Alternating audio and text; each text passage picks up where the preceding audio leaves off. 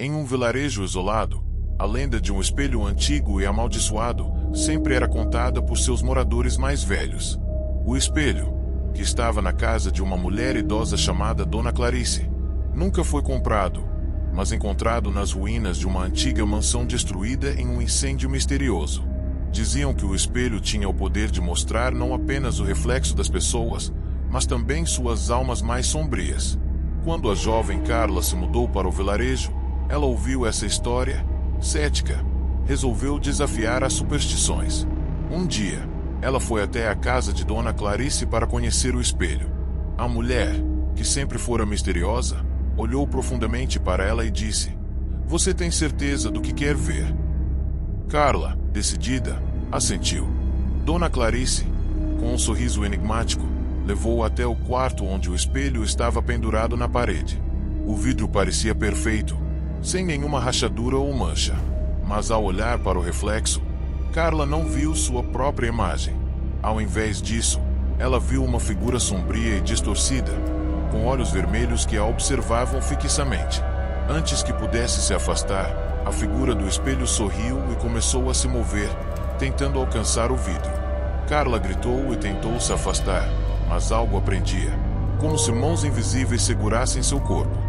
Ela não conseguia se mexer, e os olhos da figura sombria se tornaram mais intensos, mais famintos. O espelho parecia ter vida própria, puxando sua alma para dentro. No último momento de desespero, Carla conseguiu se soltar e correu para fora da casa. Ao olhar para trás, viu Dona Clarice observando-a da janela, com um olhar triste, como se soubesse o que aconteceria. Depois daquela noite, Carla desapareceu.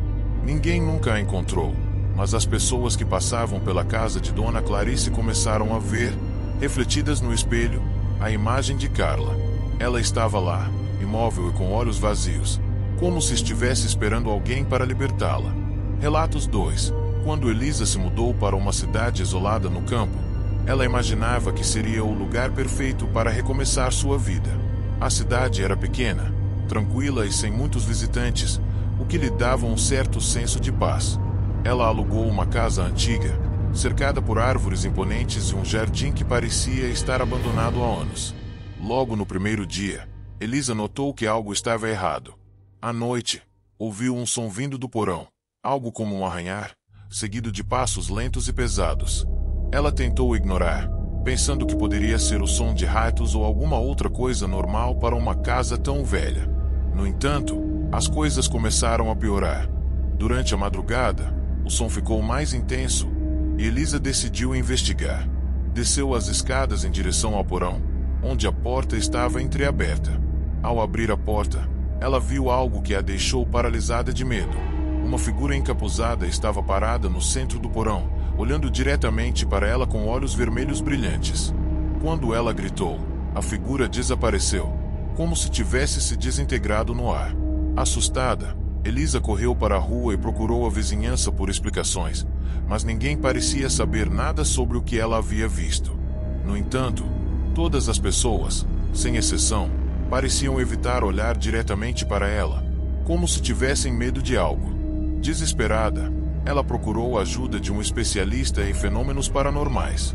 Quando o homem chegou à casa, ele imediatamente confirmou que algo maligno estava ali.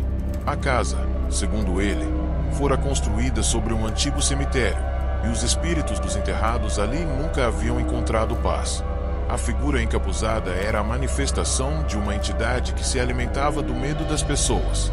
Com a ajuda do especialista, Elisa fez um exorcismo, mas a entidade não foi completamente expulsa. A casa agora parecia mais vazia, mas Elisa sentia a presença da figura observando-a, esperando sua próxima chance de se manifestar.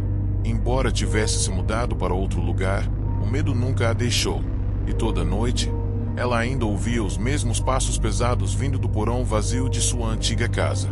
Relatos 3. Há alguns anos, um homem chamado Roberto comprou uma pequena cabana no meio de uma floresta densa, afastada de qualquer sinal de civilização.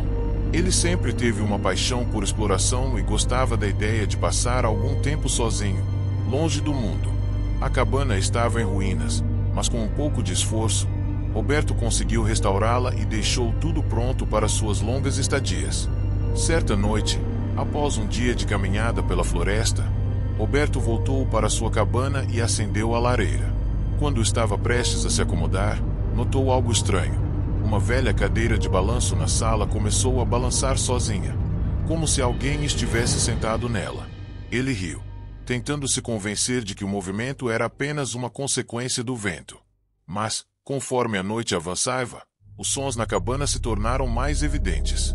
Primeiro, era o som de algo arranhando as paredes, depois vinham passos leves.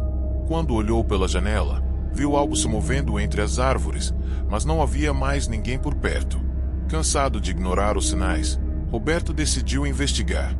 Pegou sua lanterna e se aventurou pela casa à procura de qualquer coisa que pudesse explicar os ruídos. Quando entrou no quarto de hóspedes, encontrou algo perturbador. Uma velha fotografia de uma família que ele não reconhecia, mas que estava em cima de uma mesa, como se tivesse sido recentemente deixada ali. Enquanto ele observava, o reflexo na janela atrás dele não correspondia à sua imagem. Ele viu uma figura pálida e de olhos escuros, com um sorriso distorcido, se aproximando por trás dele. Quando virou-se, não havia ninguém, mas a sensação de estar sendo observado o deixou apavorado. Ele então se lembrou da história que o antigo proprietário da cabana lhe havia contado sobre a maldição de um espírito vingativo que habitava a floresta. Na manhã seguinte, Roberto encontrou o retrato da família fora de lugar e, em cima dele, a mensagem escrita em letras borradas: "Nunca estive sozinho." Ele decidiu deixar a cabana, mas algo ainda o seguia. Ele podia sentir uma presença o observando nas noites de insônia, com os olhos da figura pálida invadindo seus pesadelos. Gostou das histórias de terror? Comente, se inscreva e curta.